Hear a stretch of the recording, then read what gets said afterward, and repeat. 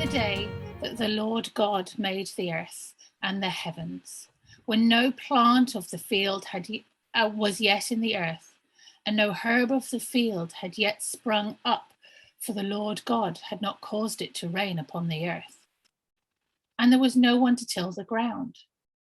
But a stream would rise up from the earth and water the whole face of the ground.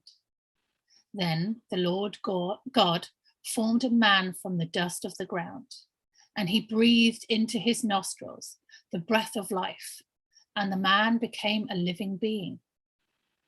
And the Lord God planted a garden in Eden, in the east, and there he put a man whom he had formed.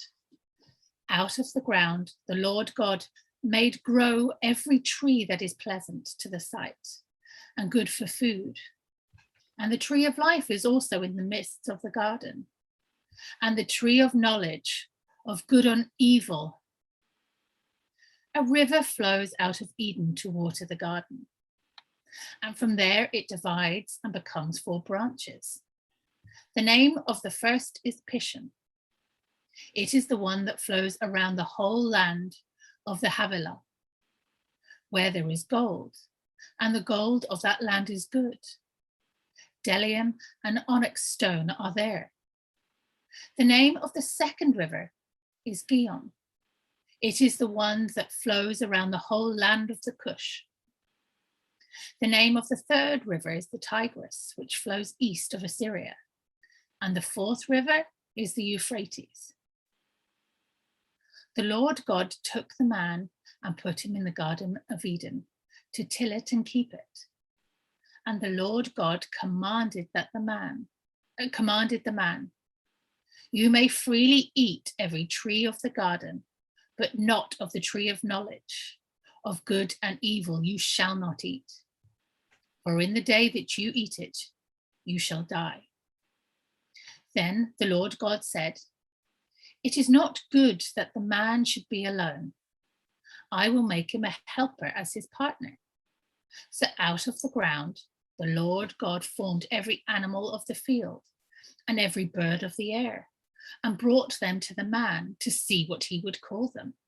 And whatever the man called every living creature, that was its name. The man gave names to all the cattle and the birds of the air, and to every animal of the field. But for the man, there was not found a helper as his partner. So the Lord God caused a deep sleep to fall upon the man, and he slept. Then he took one of his ribs and closed up its place. And the rib that the Lord God had taken from the man, he made into a woman and brought her to the man. Then the man said,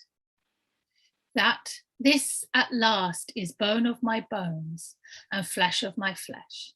This one shall be called woman, for out of man this one was taken." Therefore a man leaves his father and his mother and clings to his wife, and they become one flesh. And the man and his wife were both naked, and they were not ashamed. Now the serpent was the most crafty of all the wild animals, and the Lord God had made. He said to the woman, "Did the God say that you shall not eat from any tree in the garden?" The woman said to the serpent, We may eat of the fruit of the trees in the garden. But God said, "You shall not eat of the tree that is in the middle of the garden, nor shall you touch it, or you shall die." But the serpent said to the woman, "You will not die, for God knows that when you eat of it, your eyes will be opened, and you will be like God, knowing good and evil." So when the woman saw that the tree was good for food, and that it was a delight to the eyes, and that the tree was to be desired to make one wise, she took of its fruit and ate it. She also gave some to her husband, who was with her, and he ate. Then the eyes of both were opened, and they knew that they were naked. And they sewed fig leaves together to make loincloths for themselves.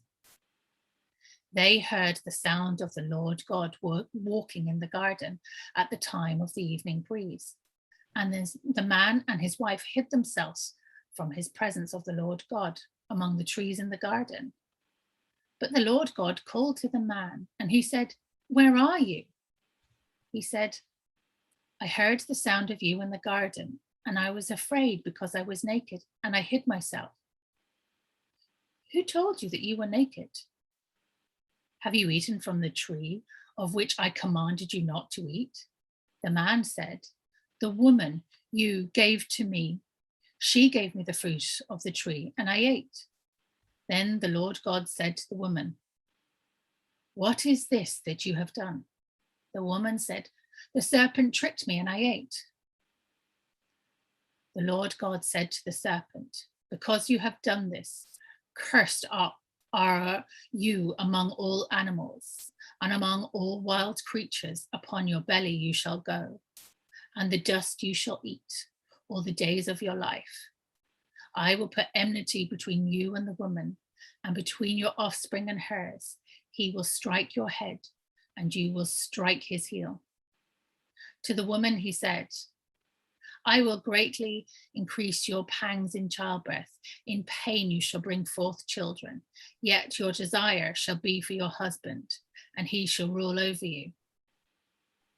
And to the man he said, "Because you have listened to the voice of your wife and have eaten of the tree about which I commanded you shall not eat of, cursed is the ground because of you.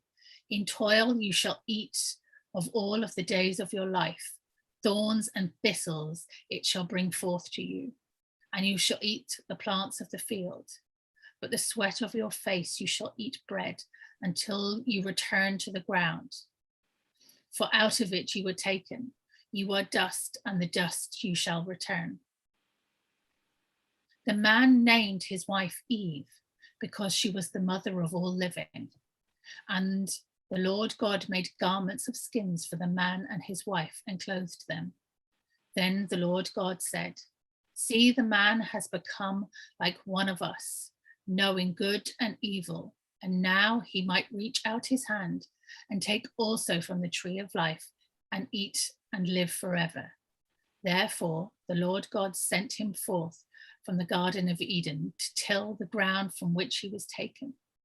He drove out the man, and at the east of the Garden of Eden, he placed a cherubim with a sword flaming and turning to guard the way to the tree of life. And that is the story of Adam and Eve.